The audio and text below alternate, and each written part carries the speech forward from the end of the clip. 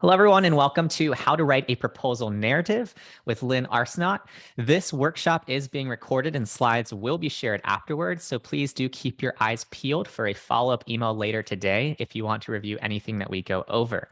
In case it is your first time here, this free grant workshop is an Instrumentl Partner Webinar. These are collaborations between Instrumentl and community partners to provide free educational workshops for grant professionals. Our goal is to tackle a problem that you all often have to solve for while sharing different ways that Instrumentl's platform can also help you win more grants. Instrumentl is the institutional fundraising platform. If you want to bring grant prospecting, tracking, and management into one place, we can help you do that. And you can set up your own personalized grant recommendations using the link that has been shared in the Zoom chat right now. And now with that housekeeping out of the way, I'm very excited to introduce Lynn Arsenault. Lynn works with nonprofit clients all over the United States, and she takes a collaborative approach to her work, building strong relationships with her clients, funders, and the nonprofit community. Throughout her career, she has proudly collaborated on funding requests that range anywhere from $1,000 to $14 million. And with that, Lynn, why don't you go ahead and take it away? Great, thank you so much, Will. I'm so glad to be here today and see so many folks joining this call. So as you heard a little about myself, just to share a bit about who I am and what's brought me into the grant writing world. My background actually originated in teaching. I spent several years as a writing teacher and came into the nonprofit world by way of the Peace Corps and realized through my service in the Peace Corps that I actually was really, really passionate about the nonprofit sector. So ended up going back to school, getting an MBA nonprofit leadership, and then spent about 4 years as the lead grant writer at a nonprofit in Boston. So since then, I've branched out, started my own consulting business. And as Will said, I've been working with nonprofits all over the country on a range of, sectors and amounts of funding. The largest amount that I've secured was a $14 million funding proposal. So all different types of organizations I've been working with. And with that, before we get started, I know some of you have already shared this already. Being a former teacher, something you'll learn about myself is that I do like to make any kind of webinars interactive. I like to know who's in the room, and we'll occasionally stop and ask a few questions to just learn more about who is here with us. So if you haven't already, go ahead and share your name, organization, and state or country that you're joining us from. And while you're doing that, I'll just share, I'm joining today from Beverly, Massachusetts, which if you're not familiar with Massachusetts, it's north of Boston along the coast. So I see some of us are joining from much more exciting places today. I see some from Hawaii, Georgia, Florida, wonderful, wonderful. Pennsylvania, fantastic. Oh, Panama, wonderful. Great. Well, as we go throughout this session, I'll have a few other questions to ask you just to learn a little more about who is in the room. But overall today, what I'd like to talk with all of you about is, in my experience as a grant writer, I find that funders tend to look for the same general areas of information, but they tend to ask it in different ways. So what I do with clients a lot is create what I call a boilerplate grant template, where it's basically this master grant where we take all of the key areas of information that funders are likely to ask and put it together in this boilerplate grant. So we're going to talk today about those specific sections that funders tend to ask for most frequently, though they might ask for it in a variety of ways. So those areas will be the organizational background, a needs statement, goals and objectives. And I would say for the purpose of today's session, we're looking a little bit more at like program or project grants and thinking about those goals or objectives, but it can be applied to really any type of grant. Methodology, impact and evaluation, sustainability, and then how you close up a grant at the end. So before we jump right in, I'm curious, as you are joining us today, there's a reason why all of you decided to join. And I'm curious, what part of grant writing are you most excited to learn about or most interested in learning about? I see Heidi's interested in everything. I love that. Anyone else? Creating a compelling narrative, absolutely. Deliverables, Expediting paths to funding, yes. And I'm so glad, who was it that said that? Dr. Doyen, yes, I agree. I feel like expediting paths to funding, and in part, that's why I work with so many clients to create this boilerplate grant template so we can sort of streamline the process, have a lot of the information at hand. You know, I would never recommend a cut and paste approach, but rather this is have everything in one place and then be able to modify it, adapt it to a specific funder's request, and then use it. But it does streamline that process quite a bit by having all of your information in one place. So jumping right in, the first section in most grant proposals is really this request for your organization's background. Now, typically when a funder is asking for this information, this is basically your first introduction to the funder. So this is your chance to introduce your organization, give a summary of your mission, what year you were established, where you're located, who you reached, really all of the basics. You also have a chance to give a summary of what you do, what programs you're doing, but it doesn't need to be extremely in-depth yet. That usually comes a little bit later. So this is just kind of a brief summary, as well as a history of your organization. I work with a lot of nonprofits that over time, they have actually shifted what their focus is and their programs have changed, and that's okay. Funders like to learn a little about that background history of your organization. So maybe you started as one thing and then you realized the need was even greater, and so you expanded what you do. So that's great to include. I also like to say, if there's room, and as I'm sure many of you know, one of the most challenging parts of grants is character limits. Word limits can be very frustrating. So if there's room, I also like to include some information about the board and staff structure. So, you know, especially if you have a very involved board, and just kind of talk about who is it that represents your organization. So as we go throughout our session today, we're going to talk about each of these sections, and then I'm going to show you an example that has kind of fill in the blanks. I want you to take a moment. I know there's a lot on the screen, but go ahead and just read through a bit of this. This is a very brief example of what an organization background could look like. So just take a moment to kind of scan through. And this is fairly short. Again, it has a few fill in the blank areas. But the thing that I want to call your attention to the most is I am a really big supporter of using bullet points whenever you can, or lists.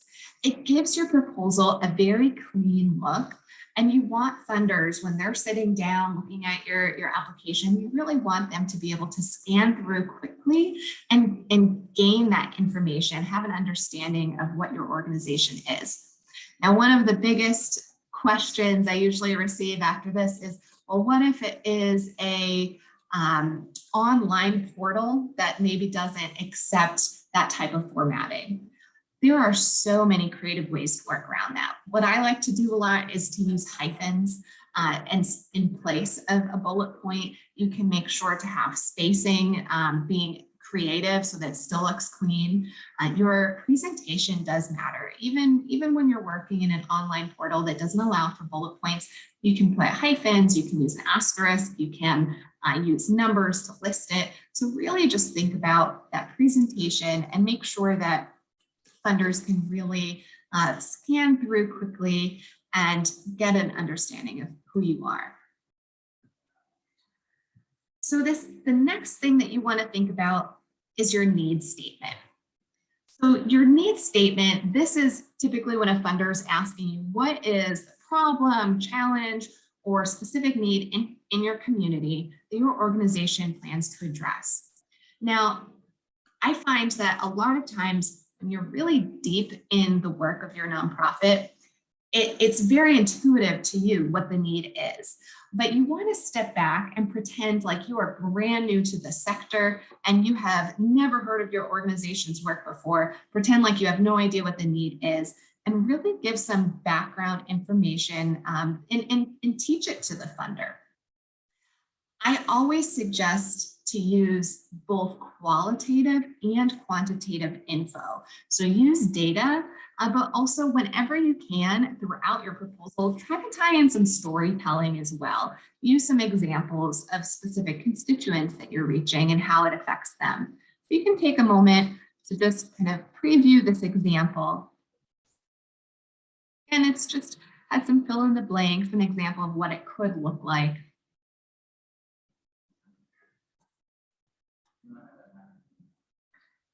And one area that I want to call your attention to in this example is this last section. And again, this is very short. Your need statement would likely be much longer. But one of the most important things when you are outlining who you are within the community is really to identify how your organization is different from other organizations who are addressing the same need. So if you picture, putting yourself in the seat of the funder, and if the funder receives 2 applications that are from very similar organizations addressing the same need, and funding is always limited, it's always going to be competitive, so everyone will not necessarily receive funding. So how will that funder decide which organization gets that support? Well, if you are able to identify how you are addressing a problem completely differently than anyone else in the community, then you have set yourself apart. You have differentiated yourself, and you're showing why that funder should choose your organization to fund. So I want everyone to take a moment and in the Zoom chat, in 1 sentence or less, and I know that it can be hard to limit it to such a short sentence, what is the need that your nonprofit is addressing? So maybe it's within your community, maybe it's in a specific state, country, region, maybe it's broader than that. Go ahead and just share a very brief summary.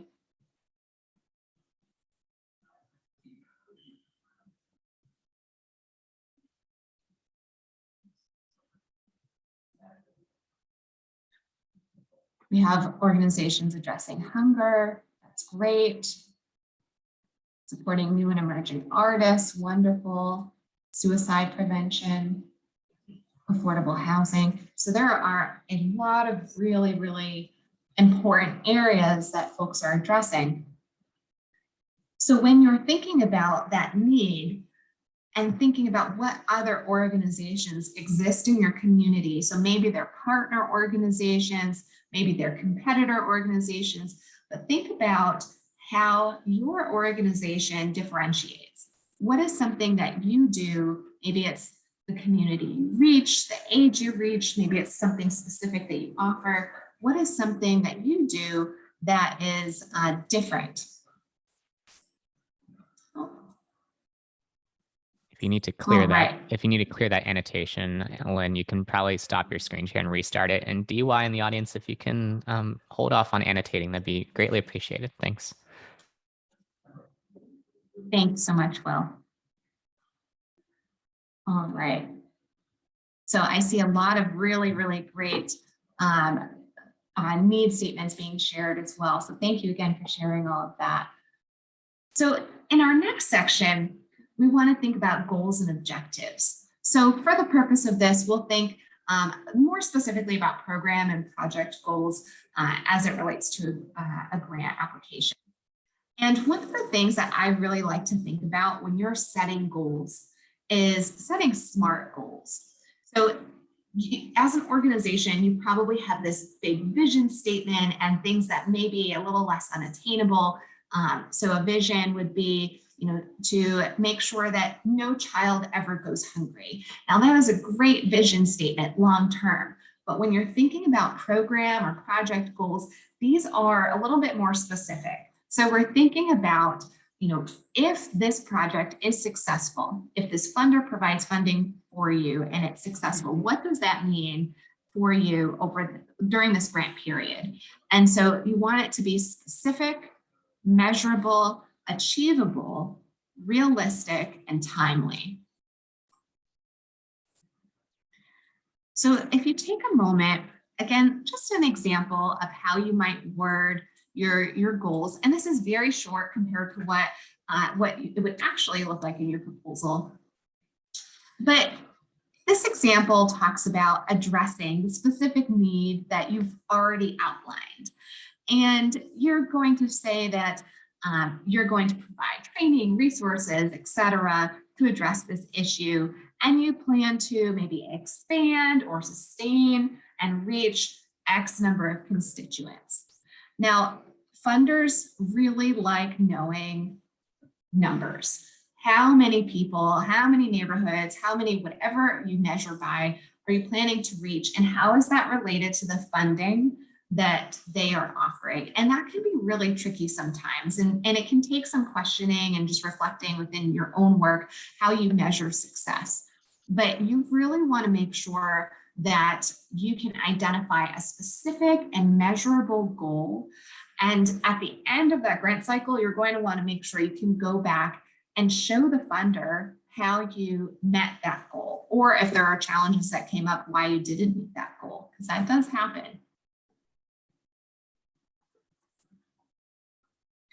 Now, this section, the methodology, it is very closely aligned sometimes with the program goals and objectives. So going back to the program goals and objectives, this is really the what you are doing. And the methodology is the how. Now, I would say oftentimes funders ask for this information in sort of a combined way. They might have one question that says, explain exactly what you're going to do. And it has all of these questions combined. Other times funders ask for them separately. Now, if you're creating a boilerplate grant template, this master grant template, what I do for clients is I write these out separately first so that you can have them. And then if you need to combine them later, you can. So before we jump to the methodology, let's go back again to the program goals and objectives. This is the what. So I'd like to ask everybody just to think for a moment. If you're applying for a grant right now, or if you're applying for a grant very soon, in maybe one sentence, go ahead and share what are your goals for that grant? What is it that you're trying to achieve?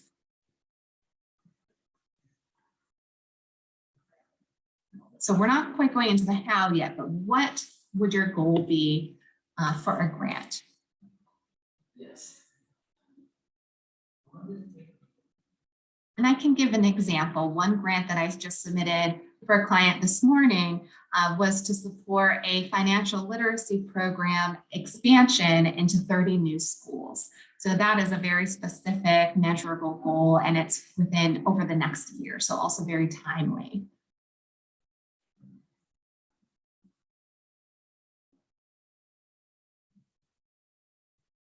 Increase grant building, great.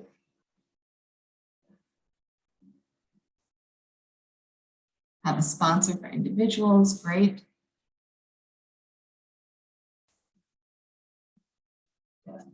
Other financial literacy programs, fantastic.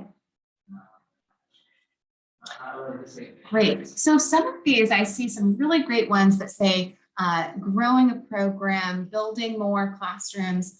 So what I would recommend as you're writing these things out, when you say growing a program, try to quantify that, try to make it measurable. So when you say growing a program, think a little bit further, what do you mean by growing that program? What does growth look like to you? So whether that's by, number of people reached, etc. Secure funding for those who can't afford to fund our services fully by themselves, fantastic. So maybe for Vicki, maybe if you're thinking about securing funding for those who can't afford it, maybe in that you want to quantify how many people you hope funding can support, and maybe for which specific programs we give a little bit more of a specific goal and objective. So going into the methodology, this is the how, and this can include a lot of different areas. This includes, what are the specific steps involved with this specific program or project? And what is the timeline? So is this a 1-year project? Is it a 3-year project? More, less? What is it part of? I've seen grants where maybe there's this larger 3-year project, and this grant is focused on phase 1 of that. So maybe this is phase 1, it's 1 year, but in the grand scheme, the program we're looking at is a 3-year project. Also think about who are the staff responsible for carrying out this project. And instead of just including maybe their bio and their name, make sure to include why it matters. What skills do they have that are relevant to the specific work that they would be doing, and what is it that they would be doing with that project? So if you shared, I have this person who's supporting with financial literacy programs, they have a background in finance and they have a background in education, and that combined positions them well to teach financial literacy. So providing really relevant details to who they are, what they're doing with the project, etc. And this last piece is super important. If funded, how will funds be used? Now, this is a question that a lot of times I push my clients to think deeper on. This isn't necessarily the budget, but you can think of it as almost like the budget narrative. You're explaining how you're using the funds. And very often I'll have clients say, well, it'll support this program. And I'll say, okay, but what does that mean? If you're pulling out your checkbook and you're writing a check using the funds that they gave you, what is it that check is going towards? Is it going towards staff time? Is it going towards materials? Are you paying for rent? Are you paying to keep the lights on? Are you purchasing something brand new that without the funds you wouldn't have had access to? So you want to push yourself to think more than just saying, this will help us grow our program. Okay, but tell me how. What will the funds be used for? So thinking of this example, you'll see here, and feel free to read through it. Again, this is sort of a fill in the blank example. But when you're talking about your methodology, you're referring back to, again, what is that big picture goal? And you'll say, in order to expand or grow, whatever that goal is over the next year, 2 years, 3 years, we will take the following steps. So this spells out our plan month by month, but maybe yours is different. Maybe you're thinking quarter by quarter, day by day. Sometimes it's a little less specific. Maybe I have clients who sometimes we're looking at, between January and June, this is what we hope to accomplish. And that's okay. Just have some sort of timeline and plan and identify what your step-by-step process will look like. And then thinking about who it is that's responsible for carrying out this project, including their background, qualifications, and role with this project. So I've seen some grant drafts that include basically a cut and paste bio from whatever that staff person has on the website and just kind of put in. And that's a good start. It includes their background, but it doesn't always connect directly to this specific project or specific grant. So just make sure whenever you're including that information that you're catering it to this specific program that you're thinking about. And then lastly, really thinking about what it is that the funds will support and an approximate range, what do you plan to spend? So if you're purchasing supplies, it costs this much. If you're looking to hire someone, it costs this much, and including those specific details. Now, when you're thinking about what funding is going towards, you also really want to make sure that you're reading the fine print with that funder.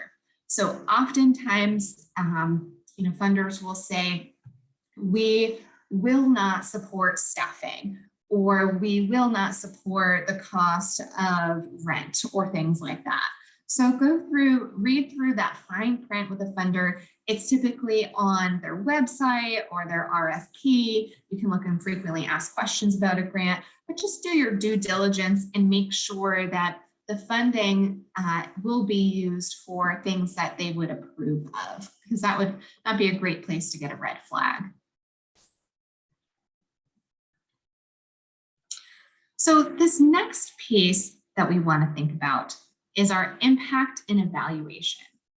This is such a massive part of any program, and it really connects to what you do as an organization and beyond the grant process. So when you're thinking about your impact and evaluation, you want to step back and think about, if you're successful with this project, what does that mean? What does success look like to you? So just sort of picture yourself at the end of this grant cycle. Everything has gone exactly to plan and you're exactly where you hope to be. Well, what does that look like? How will you measure that success? How will you know that you've been successful? And outline some of those really specific metrics that you have in mind. This is also a great place to share some examples. So I spoke earlier about how important storytelling is to funders, being able to provide examples from specific constituents with their approval, of course, and talk about that impact that has already existed within your organization. Depending on the type of proposal, whether it's online or in a portal, every now and then you have a format that you can actually have a picture in. This is a great place if you're talking about past success to include a picture of your program in action and talking about the success of your program.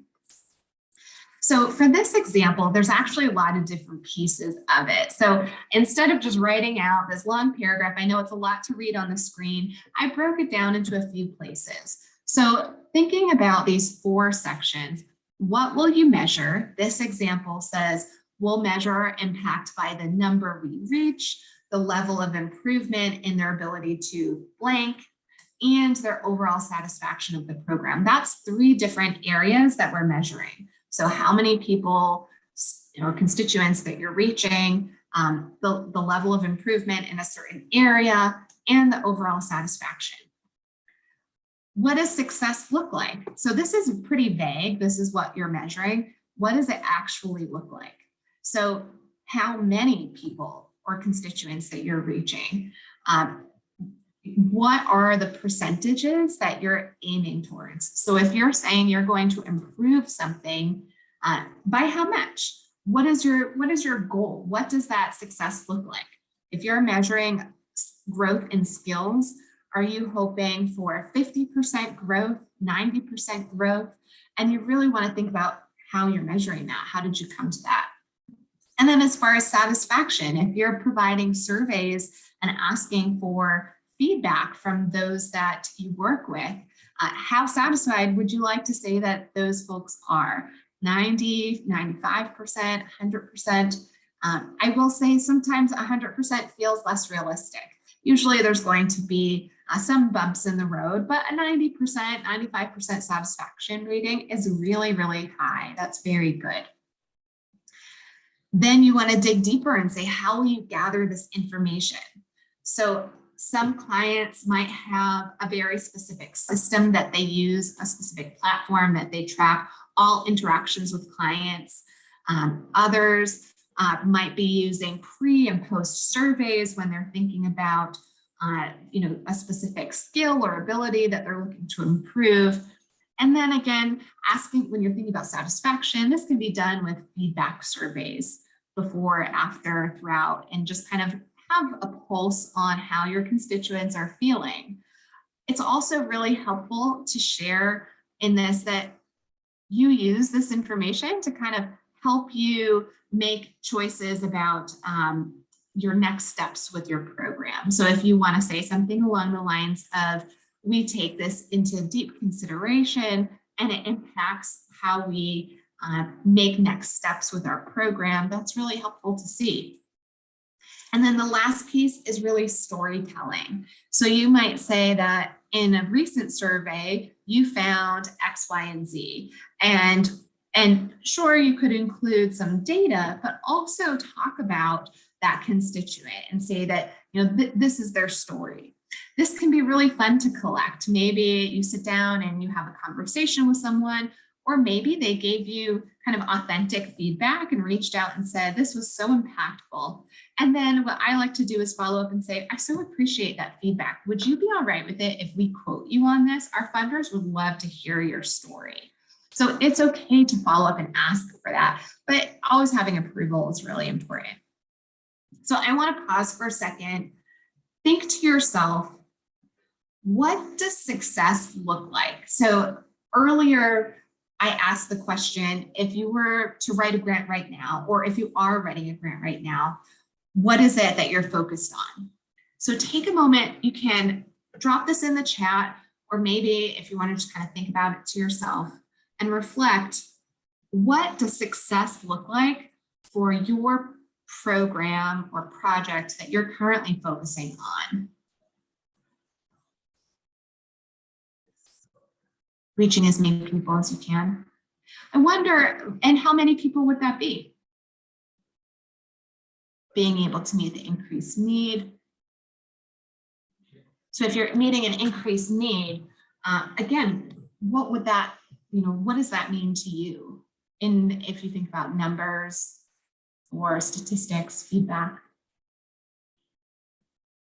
How many programs you've provided, wonderful. The need goes up every month, yep.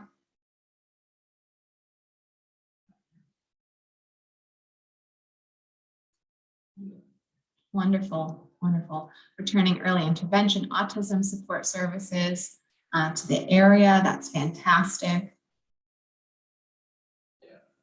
Yeah, and I see, Krista, you brought up a really great point. If you double the number that you're reaching, you'd still only be serving a small number, but it starts a pipeline.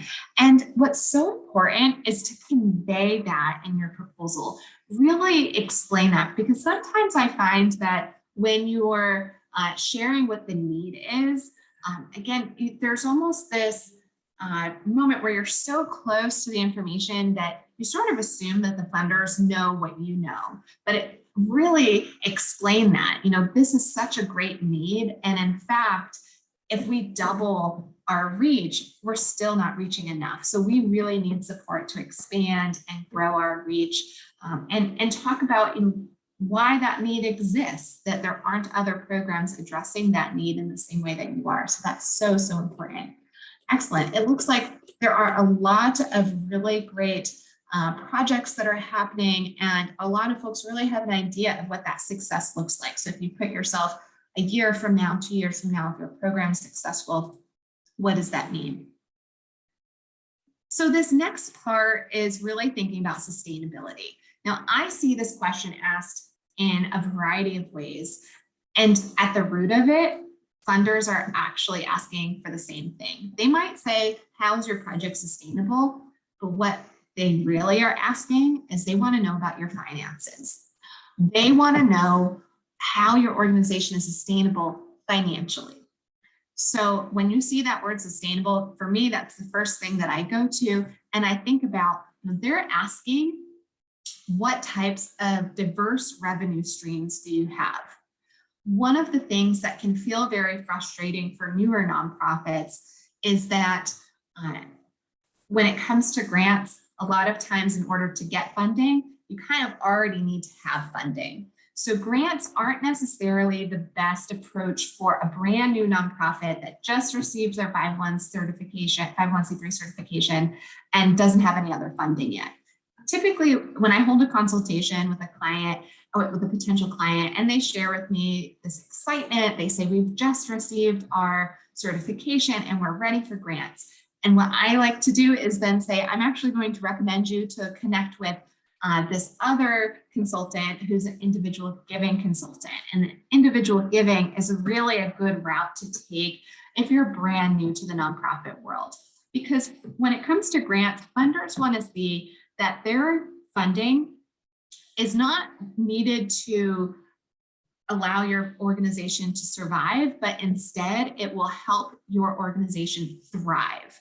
So you already have a sustainable program. You are already existing without this grant, and that grant will just deepen the impact in the community. So I know that can feel really frustrating for new nonprofits. It feels like you have to put the cart before the horse, have the funding to get the funding, but unfortunately that is the case. So if you're brand new and you're in that situation, I recommend thinking about individual giving first. Now, if you're not in that situation, excuse me, this is your opportunity to highlight how you have a diverse stream of revenue. Where is that funding coming from? Do you have monthly donors? Do you have major gifts that you receive? Do some of your programs bring in funding on their own? Do you have a fee for services? Does your board give? If you can say that 100% of your board makes a contribution every year, that is so huge. Funders really, really appreciate seeing that, because it shows that your board has a commitment to your organization. Are there other grants that you've received? That shows that you've had success with funders in the community. So highlight that, really make sure that you're discussing that. And I like to be, if you take a look at this example, take a moment to read through it. I like to be really direct in this section. I like to say, our organization is sustainable because we have a diverse revenue stream, period. Don't beat around the bush. Just come out and say that you are sustainable and this is how you know. I also like to say, as long as this holds true with your organization, that your grant is not needed to allow your program to survive, but instead it will deepen the impact of the program, that you do not need to rely solely on grants to operate. So really just being direct, transparent, that is what a funder is looking for. Grant funders want to know that you're not relying solely on them. They do not want to be, for the most part, they don't want to be the only funder to a program or the only funder to an organization, especially. And they want to know that you can survive without them. Then go into, depending on how much you're able to tell, some funders don't want to be named, but you can give a summary and say that other funding comes from program fees, board giving, and if there's a specific program that brings in funding, name that. Major gifts, maybe you do a fundraising event each year. Maybe you have monthly donors. Crowdfunding is another way that early nonprofits raise funds. I see, Russell, you shared that you list your corporate givers. Absolutely. If you have corporate sponsorships, especially, that's fantastic. So one thing I want you to think about, again, if you come to this section and you don't have other sources of funding, this is going to be a big red flag for funders. And actually, it's a really great moment for you to step back and reflect as well and say, is grant funding actually the direction that we should go? Are there other opportunities? So really, this is when I would think about individual giving. Someone asked, is this the same as a major donor? Yes and no. So a major donor tends to be, if you're working with an individual giving consultant, they should be able to support you with that as well. A major donor is often that high net worth person in the community that's looking to provide a really large gift. Individual giving could also be referred to as someone who's giving a $50 monthly donation, which is much smaller, but still meaningful and important to organizations. So that's definitely another route of funding that you can consider. Okay, we've just talked through so many different areas. I see there's a lot of great questions coming up. So hopefully at the end, if we have some time, we could do a bit of a Q&A. But before we get to that, the last thing that I want to talk about when it comes to a proposal narrative, when I'm working with a client to create this boilerplate template, I like to add in a closing. Sometimes I refer to it as my thank you section. Now, sometimes there's room for this and sometimes there's not. There's ways to be creative when it comes to those online portals. If you're submitting something over email, this can be even included in that email message, it can be in a cover letter. But this area of a final thank you, you want to first, of course, thank the funder for their generous consideration, and then remind them how your mission aligns. I also want to state that this shouldn't be the only place that you've brought this up. Throughout your writing, you really want to make sure that you've integrated some areas where you're identifying explicitly how your mission aligns with their mission. Grant funders, just like nonprofits, have missions that they care about. They have their specific giving initiatives, and you really want to do your research. Go through their website. What are their buzzwords? What are the key things that they care about? And specifically say that in your proposal, and say that you feel that your program aligns with their giving interests, and this is the area that you think it aligns, and this is why you feel that way. Also, make sure to provide contact information should they have any questions. This is something that, funny enough, when I've had conversations or joined panel events and heard funders talk about what are the most surprising things that you have seen grant applicants leave off of their application. And surprisingly enough, a lot of times applicants leave off contact information. And if they've printed out your proposal, maybe you sent it in as a PDF, or maybe it's something you mailed, make sure that in the proposal itself, you've included some contact information. Who should they be in touch with should they have questions? So again, with this, with any boilerplate grant template, I like to include a fill in the blank section for my clients and say, we appreciate all the work that this funder offers, especially in these areas. Specifically state that you know what this funder cares about.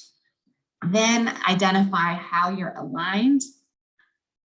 End it with your contact information. And again, make sure you've thanked them somewhere in there.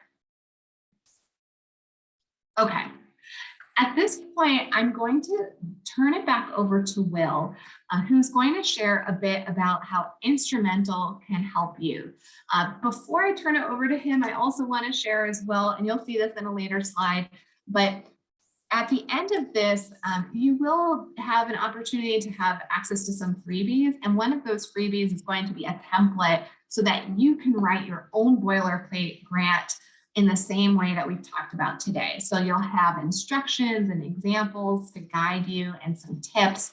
So if this has been helpful to you today, then that template will certainly help you as well. So Will, I'll bounce it over to you if you want to talk a bit about Instrumentl.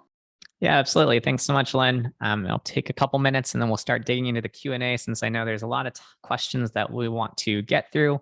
As a reminder, if you do have any questions along the way, please do include 3 hashtags in front of them so it's easy to spot. But just in case it's your first workshop here, since I know for some folks it is, or it's your second or third, here's 7 reasons specifically why Instrumentl is very easy to use when it comes to bringing your grant prospecting, tracking, and management to one place. We essentially are the institutional fundraising platform that allow you to find active as well as inactive opportunities in an easier way than any other tool, in which when you create a project on Instrumentl, what you will do is you will set up a unique search for your nonprofit that is scoped to specifically the sorts of work that you are working on. So I'm going to go ahead and take over on the screen share real quick. But essentially, when you create a project on Instrumentl, and I put in a quick link as well in the Zoom chat, what you'll do is you'll create a project and you'll scope out what goes into that project. So in this case, I have an animal welfare project. I'm a nonprofit, and I am going to be working on opportunities in California in terms of my community impact in San Francisco County as well. And what I'm able to do with Instrumentl is I'm able to essentially filter down through some of the keywords or phrases around the work that I'm doing and tell Instrumentl more about my organization. When I do that, I'm going to get an active set of grant opportunities that I can start working through. So if you've ever struggled to sift through those other databases where you have to see what is active versus inactive, you don't have to worry about that when you have a project set up on Instrumentl, because this is going to be 220 opportunities that I definitely can start working on. And what's nice about this is that you'll also get advanced filters. So you can break down things, for example, based off of just looking at general operating opportunities or just looking at project program opportunities. And as you work your way through Instrumentl, you're going to be able to see why we're showing this to you. This is a unique matching algorithm that shows you things based off of your profile. And so you can see here that I am being shown this because of a match to animal welfare, as well as to my project goals of general operating expenses and matches to California. And you also see details about the 990 snapshot and information about the funder all in one place. The reason why that's really helpful is because if any of you folks are accustomed to sifting through 990 reports, you know how many pages many of those can be. And so what we essentially do is we make that synthesis a lot faster for you, in which as you go through these 990 reports, you'll see interesting statistics that might be useful for you in assessing whether or not that funder is a good fit opportunity for you. What's also useful is that you're going to see a map of the United States. You're going to be able to cut down in that map and see exactly who this funder is funding. So in the case where you want to just identify that sort of fit, that can be a really great way to start answering these sorts of questions.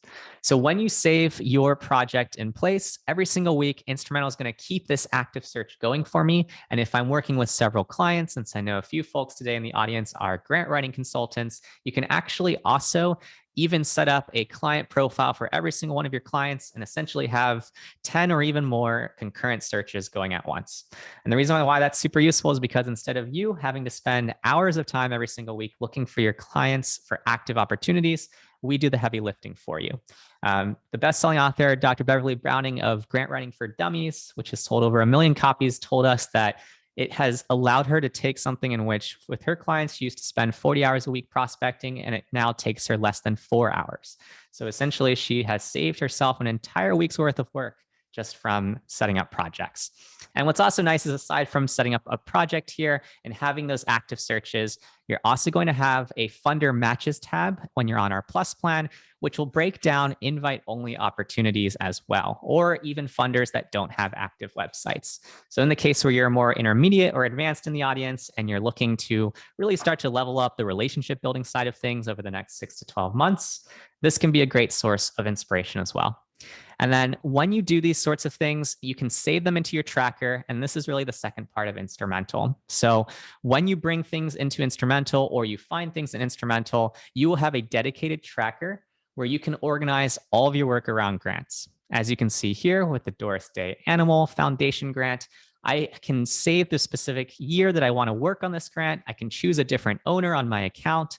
I can even change the status and essentially add tasks for myself and upload final proposals in the same place.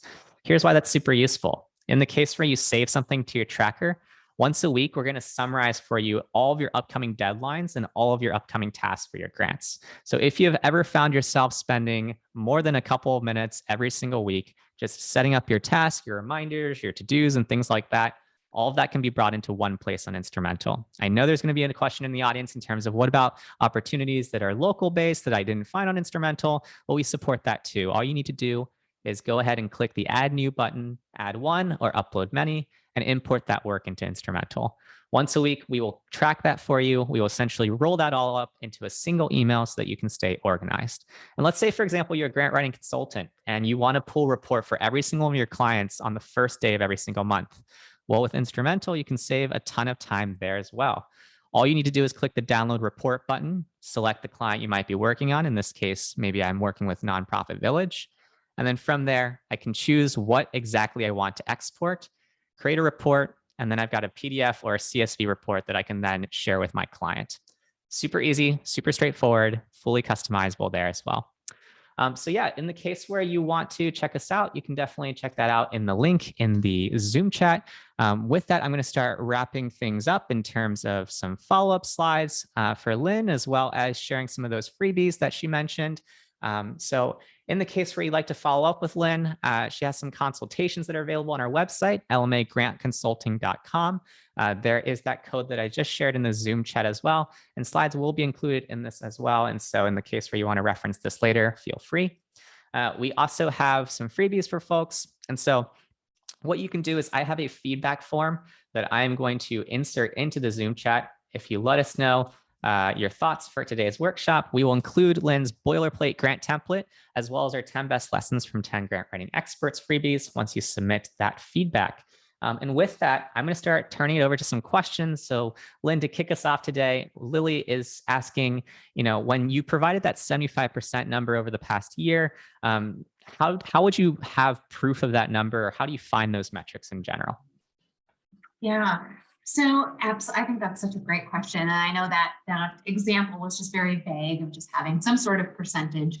And that really comes down to your metrics and evaluation piece. So that's where you want to think about how are you measuring exactly what you do within your organization. There are so many different ways to do that. I like to keep some other consultants like on hand that I can refer folks to at times. So if you're working with an M&E consultant, someone who specializes in those metrics and the evaluation and those KPIs, I definitely recommend folks to consider that. But it really depends on your organization, I would say, and how you are, like what your program is, what it is that you're doing, and then how you're measuring that success. So say, for example, I worked with one organization in the past who was education focused, and we wanted to say that students would grow with a specific skill. So what we did was we created this survey for the students and a survey for the teachers. The teachers gave us some feedback on what it was they observed. We asked for specific like numbers. How would you rate? Would you say that 50% of your students can do this? Would you say 75% of your students could do this? And really have it be specific.